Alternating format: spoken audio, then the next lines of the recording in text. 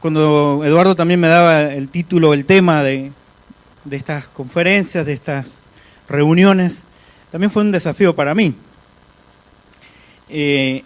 Intentando entender cuál sería el corazón del asunto. Porque es una palabra que por ahí suena un poco rara, hablar de sanidad, hablar de sanación, y a veces uno tiene un concepto, tiene preconceptos con respecto a esto, porque evidentemente se han dicho, se han visto, o se hacen cosas que tal vez no son acordes a lo que el Señor quiere o a lo que entendemos que es la voluntad de Dios. Pero créame de que oramos que podamos entender el verdadero concepto y la verdadera realidad que la iglesia debe tener en estos tiempos. ¿Cuál es la función y cuál es la misión de la iglesia de Cristo? Usted sabe que hace 2000 años la iglesia de nuestro Señor Jesucristo es luz y es sal en medio de una generación perversa. Uno dice, el mundo está perdido, los jóvenes están perdidos, y quiero decirle que siempre fue así. Porque las personas, los seres humanos lejos de Dios están perdidos, estamos perdidos. Pero Dios en su gracia quiso que nosotros, los seres humanos, sus criaturas, fuéramos portadores de esta gran verdad que es el Evangelio de Jesucristo. No le dio esa tarea a los ángeles, la dio a la iglesia. Y yo quiero que me acompañe allí al libro de Mateo, al capítulo 5, es un pasaje muy conocido, para tratar de ir y entender el corazón de este asunto. Comienza, y el título en mi Biblia es el Sermón del Monte, y comienza con las bienaventuranzas.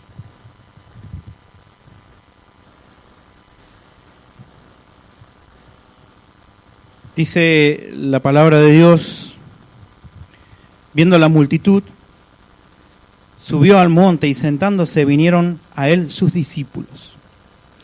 Y abriendo su boca les enseñaba diciendo, bienaventurados los pobres en espíritu, porque de ellos es el reino de los cielos. Bienaventurados los que lloran, porque ellos recibirán consolación. Bienaventurados los mansos, porque ellos recibirán la tierra por heredad. Bienaventurados los que tienen hambre y sed de justicia, porque ellos serán saciados. Bienaventurados los misericordiosos, porque ellos alcanzarán misericordia. Bienaventurados los de limpio corazón, porque ellos verán a Dios. Bienaventurados los pacificadores, porque ellos serán llamados hijos de Dios. Bienaventurados los que padecen persecución por causa de la justicia, porque de ellos es el reino de los cielos. Bienaventurados sois cuando por mi causa os vituperen y os persigan, y digan toda clase de mal contra vosotros mintiendo. Versículo 12. Gozaos y alegraos, porque vuestro galardón es grande en los cielos, porque así persiguieron a los profetas que fueron antes de vosotros. Versículo 13, dice la palabra de Dios, vosotros sois la sal de la tierra. Pero si la sal se desvaneciere, ¿con qué será salada? No sirve más para nada, sino para ser echada fuera y hollada, esto es pisoteada, por los hombres. Es tremendo porque usted sabe que hoy en día tal vez los más jóvenes no entiendan muy bien el concepto de bienaventurado, pero otras traducciones traducen directamente como dichosos o felices. Y en este sistema, en este mundo en el que estamos viviendo, la propuesta de este sistema es ser feliz. Y el mensaje y el eslogan para estos tiempos es pare de sufrir. Este sistema nos propone el mayor confort y la mayor comodidad. Y es por eso que todo está abocado a esto, a que podamos vivir confortablemente y cómodamente. Y tenemos todos aquellos electrodomésticos que hacen la vida más sencilla en el hogar, ¿verdad? Yo recuerdo ver en los primeros tiempos pañales, chiripás, colgados, y digo chiripá y los más jóvenes no saben de lo que hablo, pero los más grandes y las mayores sí.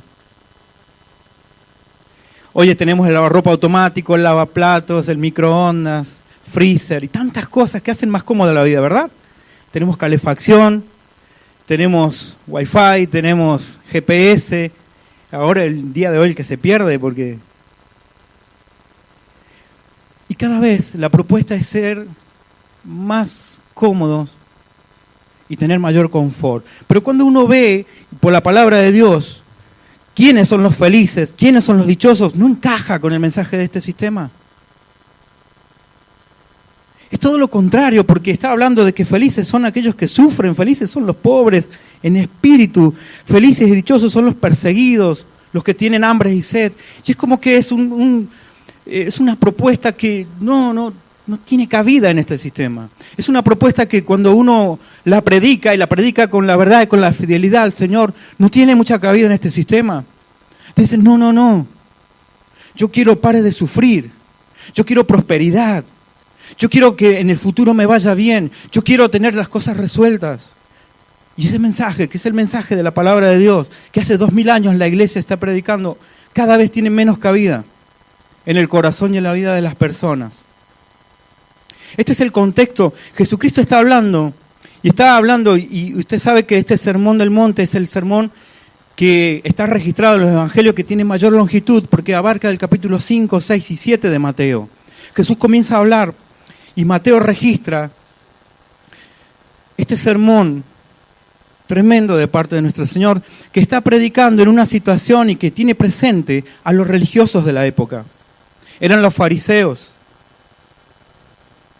aquellos que detentaban y decían que tenían la palabra de Dios, que la enseñaban, que decían que la vivían, que creían ser ellos, ser luz para los ignorantes, ser sal.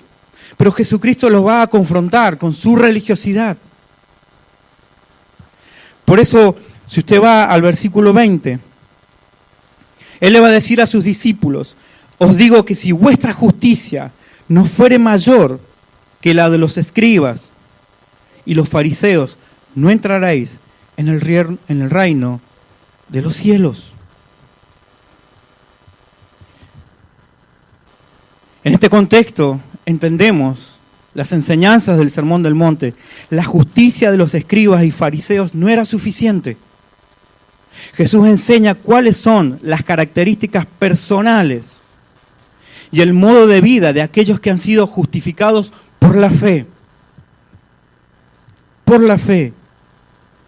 Usted sabe que uno ve el contexto y ve este mensaje del Señor Jesucristo que va a lo profundo del corazón de las personas y le está diciendo, no basta lo exterior, no basta que mostremos una apariencia, porque Él está abordando lo más íntimo del corazón de las personas. Porque el cristianismo, porque la vida en Jesucristo es una realidad que no es externa, es interna, es del corazón.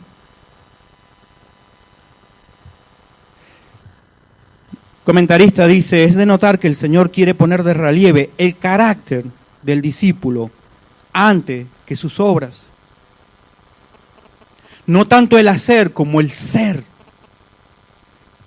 Y recordaba las palabras de Dios para con Samuel, el profeta Samuel, cuando él le dijo, he escogido al rey, ve y búscalo de la familia de Isaí, y el Señor le va a decir a Samuel, porque Dios no ve lo que ve el hombre, porque el hombre ve lo que tiene delante de sus ojos, mas Dios ve el corazón.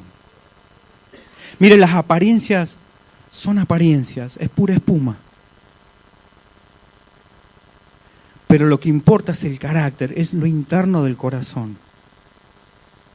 Y este es el mensaje de Jesucristo para aquellos que dicen ser sus discípulos. Un discípulo es un seguidor.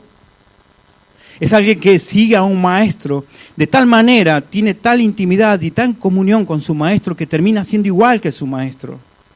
Que una persona puede ver al discípulo y puede ver al maestro. Porque está haciendo y siguiendo los pasos de su maestro. En este contexto también el Señor les va a decir, ustedes son la luz del mundo. Son sal y son luz. Y fíjese que la sal y la luz operan en virtud de lo que son. Por eso es necesario que conserven su identidad antes que su actividad.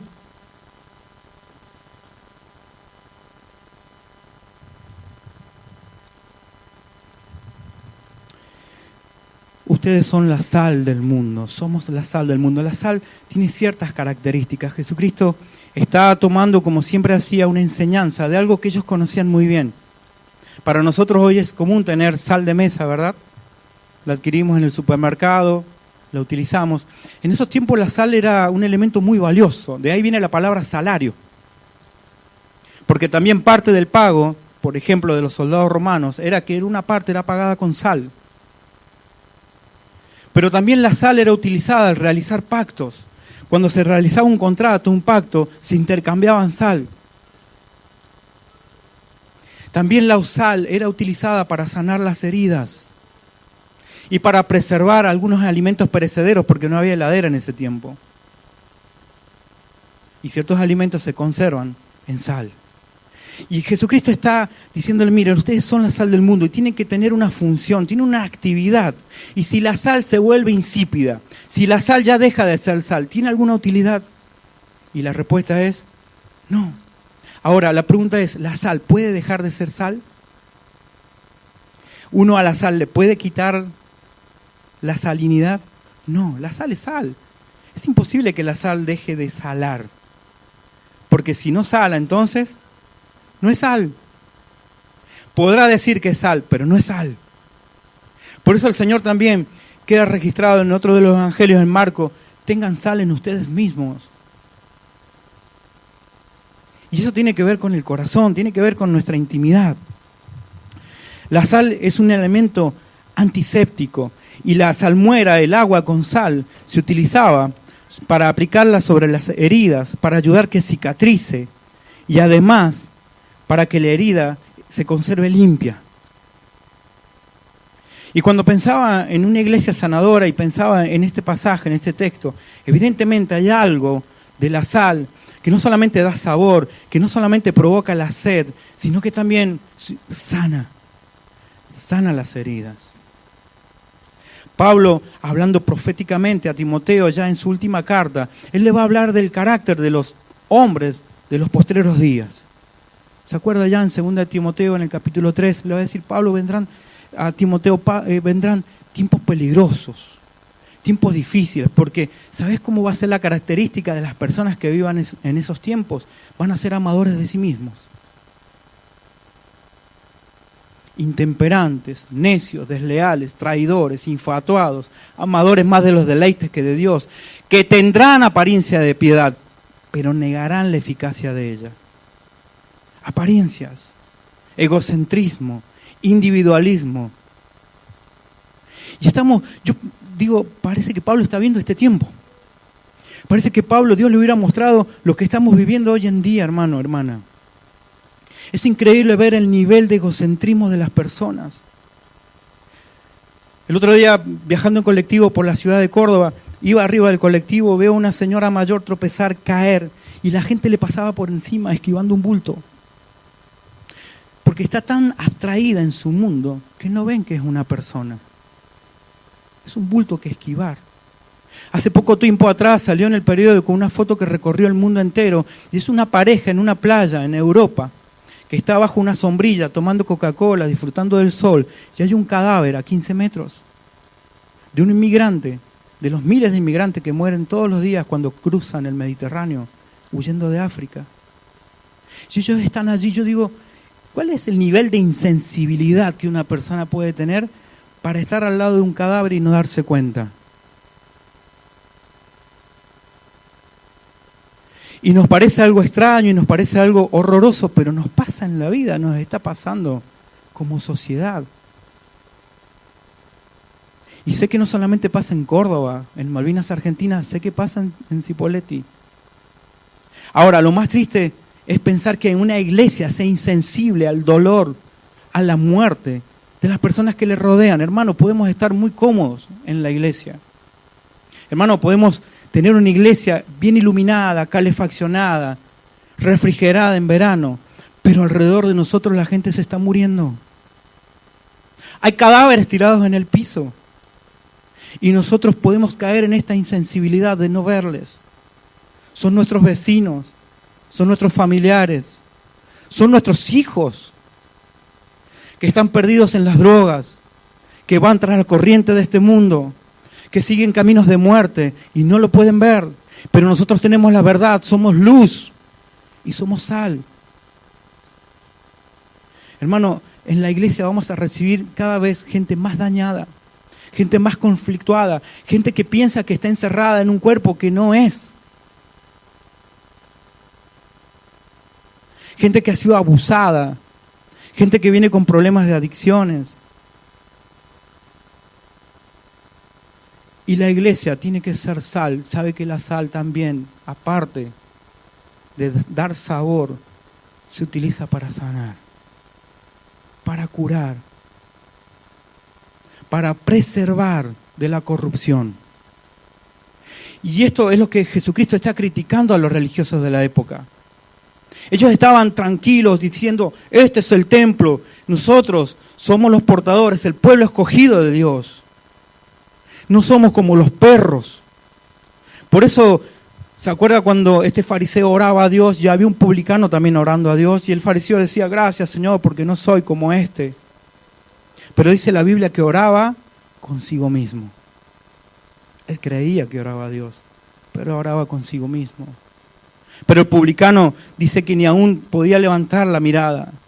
Y decía, Dios, ten misericordia de mí porque soy pecador. ¿Quién salió justificado? Dijo el Señor. La iglesia tiene que tener una función sanadora, hermano.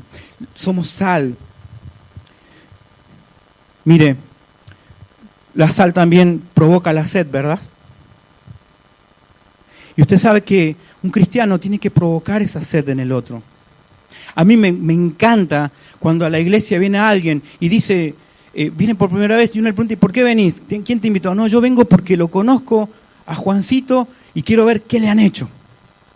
Porque este antes andaba en la delincuencia, se andaba drogando y ahora parece un pastor.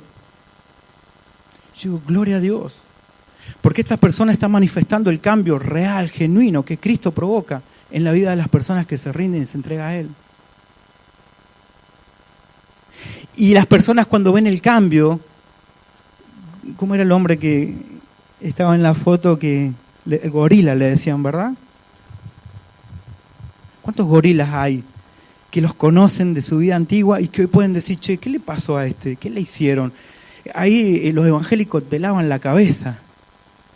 Gloria a Dios. Gloria a Dios.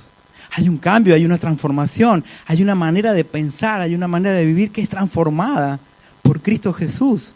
Es la obra del Espíritu Santo en el corazón de una persona, pero es adentro, no es afuera.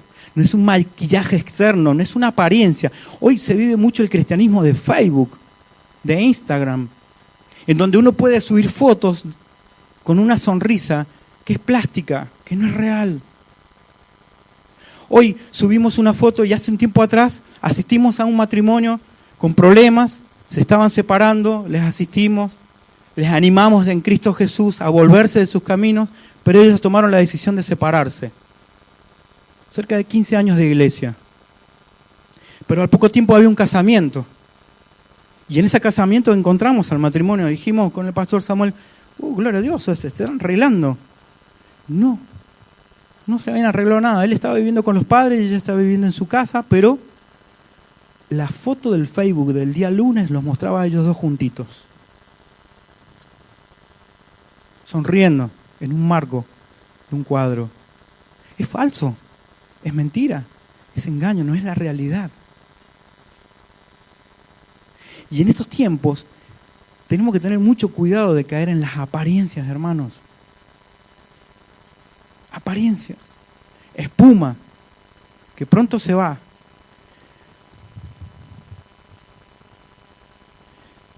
Dice un comentarista, quienes son pobres de espíritu, mansos, humildes de corazón, con hambre y sed de justicia, estos están capacitados para ser también sal en la tierra y luz en el mundo.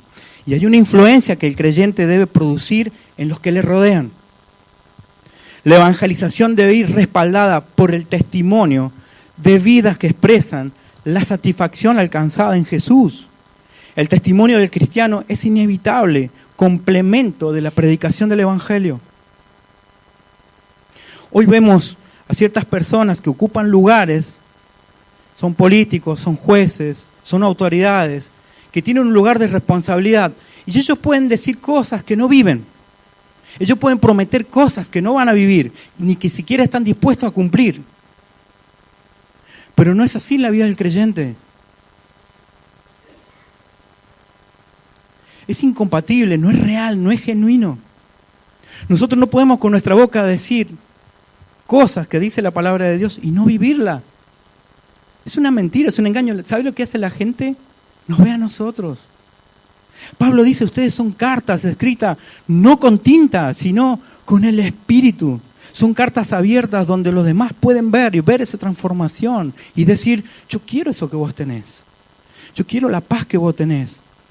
Yo quiero ser libre como vos fuiste libre de las drogas, como vos fuiste libre de la infidelidad, como vos fuiste libre de la esclavitud financiera. Yo quiero eso que vos tenés. Hermano, somos luz y sal y la gente debería anhelar lo que nosotros decimos que creemos, porque lo vivimos, porque es una realidad de nuestra vida. La sociedad actual queda impactada cuando hay matrimonios que se conservan en afecto entrañable a pesar de los años transcurridos. Hoy está de moda el 2 por 1, ¿verdad? Y hay hombres que dicen, bueno, cambio de la de 60 por 2 de 30. Hermano, debe ser una realidad en nuestra vida. Si decimos que el matrimonio es creación de Dios y es para la gloria de Dios, nuestro matrimonio debería reflejar eso y la gente debería anhelar eso.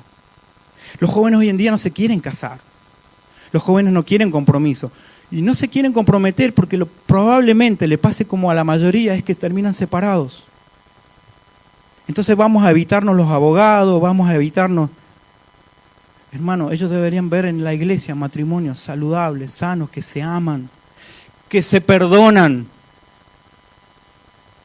que están dispuestos a sobrellevar los problemas juntos, porque está basado en el amor y en el perdón, como Cristo con la iglesia. Hermanos, también la sociedad queda impactada cuando hay padres que comprenden a sus hijos y lo tratan sin imposiciones traumáticas. Cuando hay padres que tratan a sus hijos con amor, con disciplina, pero con amor. Que los puede corregir e instruir en la palabra de Dios. Que son hijos que son enseñados, son instruidos, con padres que les dedican tiempo. ¿Sabe que hoy hay hijos que tienen que pagar a los papás para que estén con ellos? He escuchado numerosos testimonios de jóvenes sufriendo porque no pueden pasar un tiempo con papá o con mamá. He tratado personas mayores diciendo, sí, me dieron todo, tenía la bicicleta, tenía el PlayStation, pero no tenía papá. No basta lo material, no basta la casa de 3 pisos. No es suficiente, ni tampoco lo más importante. Es tiempo de calidad con los hijos. La gente necesita ver esto.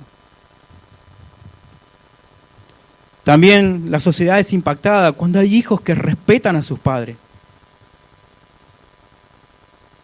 Y no por razón de su autoridad, sino por una expresión de amor. ¿Sabe que una característica que menciona el apóstol Pablo a Timoteo allí en el carácter de los hombres de estos tiempos es que van a ser desobedientes a los padres? ¿Sabes cuántas maestras hay en el psicólogo? Con ataques de pánico, con depresión, porque se levantan para ir al colegio y no quieren ir. Porque al colegio van a pelear, no a enseñar. Porque en el colegio no hay chicos, hay salvajes, violentos.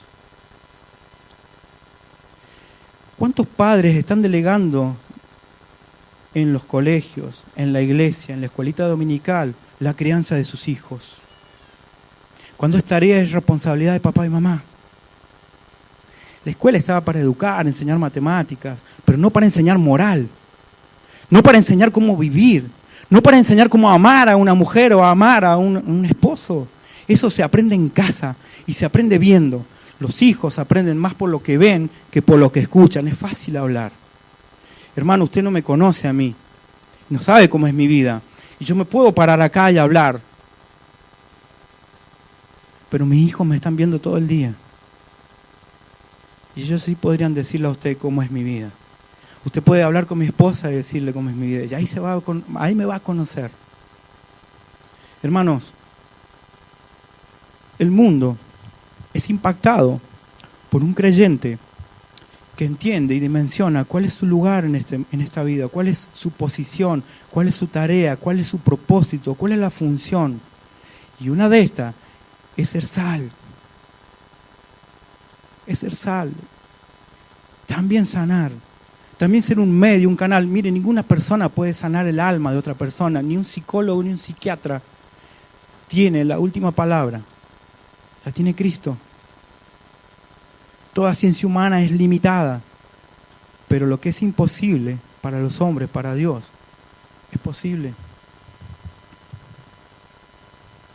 Hay un sabor especial en unas relaciones laborales desde la base del respeto y del rendimiento en el trabajo.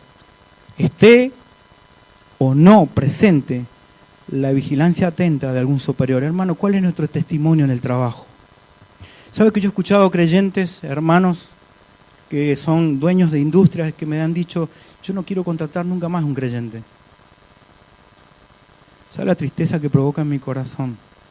Decir que un hermano no quiere tener empleados creyentes porque son los más problemáticos, son los que faltan más, son los que llegan más tarde, son los que siempre tienen una excusa para no ir a trabajar.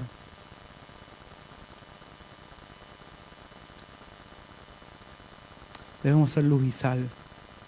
Debemos generar en el otro algo que quiera tener y quiera vivir lo que nosotros vivimos y tenemos. Es la paz que Dios da. Es el orden que Dios da. Es la rectitud, es la justicia que va más allá, como la de los fariseos, que simplemente cumplen ceremoniales. Asisten a la iglesia una vez a la semana, cumplen el horario y vuelven a sus casas y ya cumplieron. La vida cristiana es mucho más que eso, hermano, hermana. Uno no es cristiano solamente cuando está en el templo, es cristiano las 24 horas del día, en el hogar, en el trabajo, en la facultad, en el colegio, cuando estás cocinando, cuando estás manejando. Nunca dejamos de ser cristianos si es que somos sal, porque si la sal se vuelve insípida es porque no es sal. Hermanos, hasta nuestra manera de conducir debería ser modelo. Y se lo digo como alguien que lucha y que va orando cada vez que sale a la ruta, porque en Córdoba los animales están acostados y adentro, en la ruta, y tengo que ir orando cada vez que salgo en el vehículo para que no salga el viejo hombre. Pero es una actividad continua, es la oración continua. Señor, yo quiero ser luz, yo quiero ser sal. Yo he escuchado una frase muchas veces que se habla en misiones y es que dice así: las misiones se hacen con los pies de los que van, las rodillas de los que oran y las manos de los que dan. Pero esa frase le falta al versículo que leyó recién Eduardo. Son las lágrimas de los que siembran. Pero es el gozo con el que se recoge aquellos que siembran la preciosa semilla que es la palabra de Dios. Usted sabe que ninguna obra comienza como por arte de magia.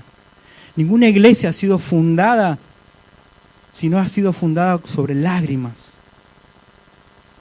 sobre tiempos de oración, sobre renuncia aún a cosas lícitas. Y pasa el tiempo y es como que las cosas se hicieron por arte de magia, pero hay un costo que pagar, querido, querida. Seguir a Cristo no es fácil, por eso el Señor dijo: el que quiera seguirme, tome su cruz, niéguese a sí mismo y sígame. Ahora, el niéguese a sí mismo implica renunciar a muchas cosas, de las cuales muchas veces no estamos dispuestos. A unas cosas lícitas, a unas cosas que son lícitas pero no edifican.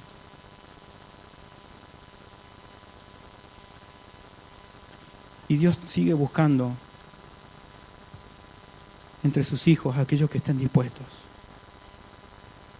Pero no solamente dispuestos, sino también disponibles. Usted sabe que hay mucha gente dispuesta, pero pocos están disponibles. Dios sigue buscando. Hace 2000 años Él comenzó su obra. Cuando uno va al libro de los Hechos, a mí me impacta y me encanta leer el libro de los Hechos. Veo la frescura de la iglesia naciendo, el testimonio de los hermanos. Y digo, el Señor todavía sigue buscando a estos hombres y estas mujeres que están dispuestas a renunciar, a negarse, aún de cosas lícitas, para dejarse usar y ser un instrumento en las manos de Dios. Mire, quien le está hablando no es ningún santo. Yo sé de dónde Dios me rescató, de lo más profundo y lo más vil. 32 años le di al diablo. ¿No le hubiese gustado a usted conocerme antes de Cristo? Pero yo le dije, Señor, si vos moriste así en la cruz por mí, yo quiero vivir para vos. No quiero perder un segundo más. Lo que me resta en esta vida, yo quiero vivirlo para vos. Si le di tanto al diablo, ¿cómo no te voy a dar tanto a vos? Y cada vez que dudo, cada vez que lucho, cada vez que mi mente me dice, ¿por qué no te quedaste en tu trabajo? Yo vuelvo a pararme frente a la cruz de Cristo, ver el sacrificio de mi Señor, de mi Salvador, y volver a decir, sí, Señor, yo quiero seguirte.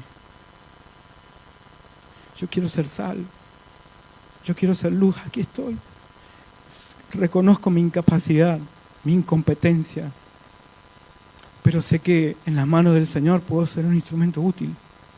Útil, hermano, no es mayor bendición que sentirse usado por Dios, que saber que Dios puede usarnos para bendecir la vida de otro, del perdido, del que está enfermo por el pecado, de aquel que está peligrando porque tiene ideas de suicidio, porque piensa que es mejor morirse que vivir.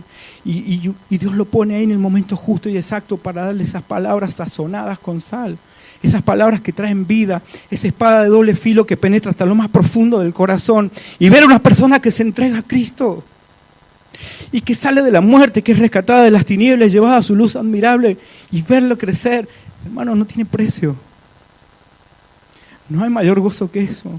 No hay título, no hay éxito, no hay viajes que puedan igualar a lo que ver el milagro de la salvación y saber que Dios nos usó. Si Él quisiera, podría hacer hablar las piedras, ¿verdad? Si Él quisiera, como lo hizo, puede hacer hablar un burro. ¿Cuánto más a nosotros? ¿Cuánto más? Hermanos, estamos en tiempos peligrosos y veloces. La maldad va en aumento a pasos agigantados. Aquellos que son mayores pueden decirlo. Miren, los cambios antes se daban cada 20, 50. A medida que iba avanzando el tiempo, los cambios se dan por año, por meses, por días. Lo que hoy es nuevo, mañana ya es viejo. La gente vive acelerada. La gente va de aquí para allá, como dice el profeta Daniel. La ciencia se ha aumentado. La maldad ha aumentado. Y la iglesia de Cristo sigue estando en esta tierra para ser luz y sal. Nosotros tenemos una visión en Malvinas, Argentina. Y hemos orado al Señor y seguimos orando que Malvinas sea un hospital. Donde vengan todos los enfermos, los pecadores, las prostitutas, los homosexuales. Y puedan sentir el abrazo y el amor de Cristo. Y nosotros podamos ser un instrumento de Dios para su vida y puedan experimentar el amor práctico de Dios. Es una iglesia que es sal en este mundo. Este mundo lo necesita y lo pide a gritos. Y Dios quiere y busca todavía hombres y mujeres que estén dispuestos y disponibles. Yo quiero presentarle a alguien en esta noche, no sé si lo conocerá o no, está en un video. John Harper es su nombre. A mí me impactó su vida, su testimonio. Muchos vieron la película Titanic, ¿verdad? Y conocen acerca del Titanic. Es famoso ese barco. Este hombre viajaba en el Titanic. ¿Has visto la película Titanic? ¿Te has emocionado con esa fascinante historia? Esta película habla de varios héroes, pero nada se dijo de John Harper, quizá el héroe más relevante que sufrió esta tragedia.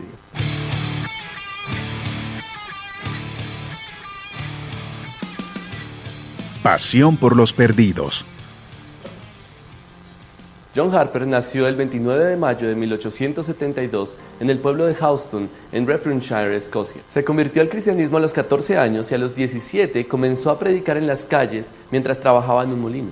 Pero un pastor bautista llamado E.A. Carter de la Baptist Pioneer Mission en Londres se enteró de su predicación y le ofreció trabajar de tiempo completo en el ministerio de Govan, Escocia. En 1896 se convirtió en el primer pastor de la iglesia bautista Paisley Road, Glasgow. Bajo su cuidado, la iglesia creció rápidamente de 25 miembros a más de 500 y pronto se mudó a una nueva ubicación en Plantation Street. Durante ese tiempo se casó y tuvo una hija, pero poco tiempo después su esposa murió. Gracias a su popularidad y pasión por las almas, el gran predicador Dwight L. Moody lo invitó en 2 ocasiones a pasar el Océano Atlántico hasta su iglesia en Chicago. Harper había pasado 3 meses ministrando en la iglesia Moody en Chicago, tiempo durante el cual la iglesia había experimentado uno de los avivamientos más maravillosos de su historia. Pero Harper regresó a Gran Bretaña para continuar con su ministerio. Tiempo después, la iglesia de Moody le envió una nueva invitación, así que Harper hizo rápidamente arreglos para que él y su hija de 6 años, llamada Nana, viajaran de regreso a Estados Unidos. Sin embargo, decidió retrasar su partida durante una semana para poder navegar en un nuevo barco, el Titanic, que estaba a punto de hacer su primer viaje. Y así fue como John Harper, su hermana y su hija de 6 años se encontraron en el gran barco, en el Titanic. El trágico día. El domingo 14 de abril de 1912, el día del fatídico accidente, el clima estaba agradable y el mar estaba en calma. Harper asistió al servicio de la iglesia para los pasajeros. Una persona allegada contó posteriormente que en la tarde de ese domingo vio a Harper hablar con la gente sobre el Evangelio. El Titanic golpeó el iceberg ese mismo día a las 11:40 p.m., cuando se emitió la llamada para que los pasajeros abandonaran sus camarotes. Harper envolvió a su hija en una manta, le dijo que algún día la volvería a ver y se la encargó a un familiar que viajaba con ellos. Los sobrevivientes luego informaron que cuando el Titanic comenzó a hundirse, Harper advirtió a las personas que estuvieran preparadas para morir. Se aseguró de que su hermana y su hija estuvieran en un bote salvavidas mientras él continuaba compartiendo el Evangelio con quien quisiera escuchar. Un sobreviviente recordó claramente haber escuchado gritar a Harper: «Mujeres, niños e inconversos en los botes salvavidas». Harper luego corrió a lo largo de la cubierta suplicando a la gente que se volviera hacia Cristo. Reuniendo a la gente a su alrededor en la cubierta, se arrodilló y alzó los brazos en oración. Cuando el barco comenzó a hundirse, saltó a las aguas heladas. Un informe dice que Harper, sabiendo que no podría sobrevivir mucho tiempo en el agua helada, se quitó el chaleco salvavidas y se lo arrojó a otra persona diciéndole: «Necesitas esto más que yo». Finalmente, cuando comenzó a experimentar la hipotermia, John Harper se hundió bajo las aguas y pasó a la presencia del Señor. Él tenía 39 años. El sobreviviente salvado. Pero la historia no termina aquí.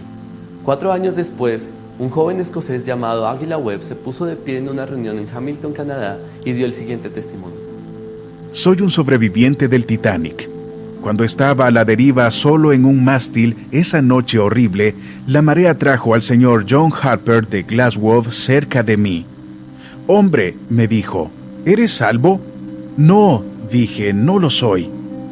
Él respondió: «Cree en el Señor Jesucristo y serás salvo». Las olas lo llevaron lejos, pero por extraño que parezca, lo trajeron de vuelta un poco más tarde. Y él me dijo: «¿Eres salvo ahora?» «No», le dije, «no puedo decir aún con certeza que lo soy». Volvió a decirme: «Cree en el Señor Jesucristo y serás salvo». Y poco después, él se hundió. Y allí, solo en la noche, en medio de un inmenso mar alrededor de mí, creí. Soy el último convertido por la predicación de John Harper. Aparentemente, Dios quería que el increíble testimonio de Webb fuera compartido porque él fue una de las pocas personas que fueron sacadas del agua esa noche para unirse a los sobrevivientes en los botes salvavidas. Antes de desaparecer bajo el mar helado, John Harper compartió por última vez el mensaje de salvación. La hija de Harper, de 6 años, y su tía llegaron sanas y salvas a Nueva York, rescatadas por el Carpathia, y solo entonces se enteraron de la muerte de su padre y hermano. 100 años después del hundimiento del Titanic, la iglesia bautista Harper Memorial en Glasgow, fundada por este gran hombre de Dios y nombrada posteriormente en su honor, aún existe. ¿Y tú qué piensas? ¿Qué podemos aprender de las acciones de John Harper en sus últimas horas de vida? ¿Crees que los cristianos de hoy necesitamos despertar una auténtica pasión por compartir el Evangelio? Déjanos tus comentarios y suscríbete a nuestro canal para ver más contenido como este.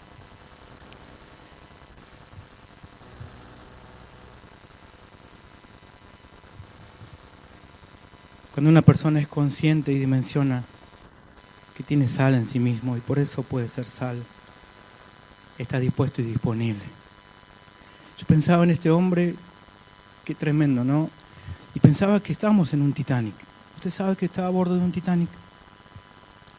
Que este mundo tiene las horas contadas, que está a punto de chocar y de destruirse,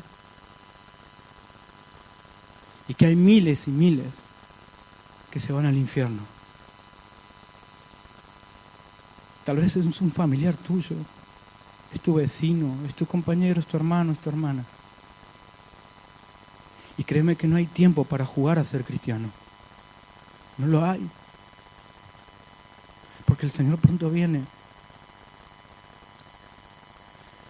Solo una persona que tiene una convicción tan clara y una seguridad de salvación tan clara puede sacarse de salvavidas y dárselo a otro que lo necesita. Porque esta persona sabe dónde va y sabe quién le espera. Solo una persona que ha rendido su vida a Cristo puede estar muriéndose y predicando el Evangelio. Porque está más interesado en el otro que en sí mismo. Solo una persona que ha comprendido la dimensión de la cruz de Cristo puede dejar de mirarse el pupo y mirar hacia afuera. Y entender que hay otros que necesitan escuchar el Evangelio de Cristo. Que necesitan ver en nuestras vidas la realidad del Evangelio de Cristo. Oh, cuánto daño hacemos, hermanos, cuando damos mal testimonio a aquellos que nos miran y dicen, pero ¿y este va a la iglesia? Este es el que dice que cree en Dios. Este es el jovencito que va y canta y toca un instrumento en la iglesia. Porque ¿qué diferencia hay conmigo? Si esto es así, es más de lo mismo. Quiera el Señor, hermano, que despierte esa pasión, ese fuego en nuestro interior, para que realmente podamos rendirnos a Cristo, rendir nuestras vidas. Todo lo que tenemos y todo lo que somos es de Él, no es nuestro. Somos simples mayordomos, administradores. Nada nos pertenece, nada nos llevaremos. Todo quedará en esta tierra, todo lo que es material y perecedero.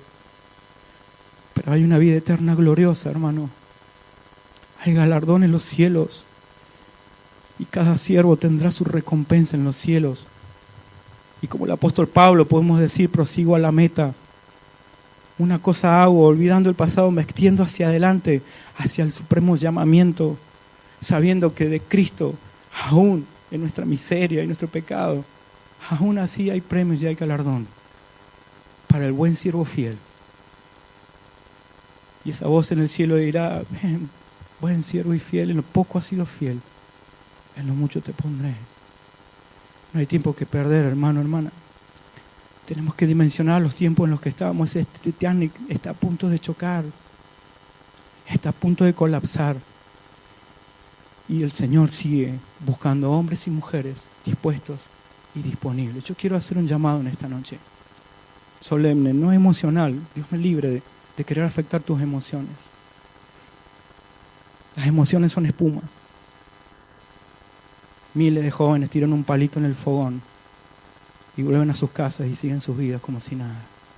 No es emocional. Quiero hacer un llamado a tu corazón. He orado por esto. Dios, toca nuestros corazones.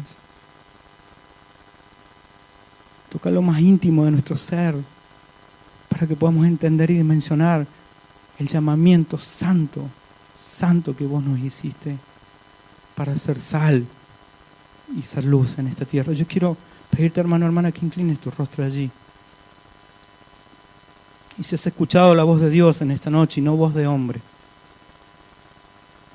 y crees todavía que puedes servir al Señor, puedes responder a este llamado solemne, santo, que hace Dios a tu vida, vos puedes decirle como los profetas: Señor, heme aquí, envíame a mí.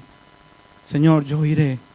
No solamente estoy dispuesto, estoy disponible para que vos me tomes en tus manos y yo pueda ser un instrumento de bendición. Pueda ser sal que provoca la sed en el que me ve. Pueda ser sal que está dispuesto a sanar las heridas del quebrantado, del enfermo, del que está perdido en sus pecados. Señor, yo quiero ser instrumento tuyo. En esta noche, Señor, yo rindo mi vida a ti.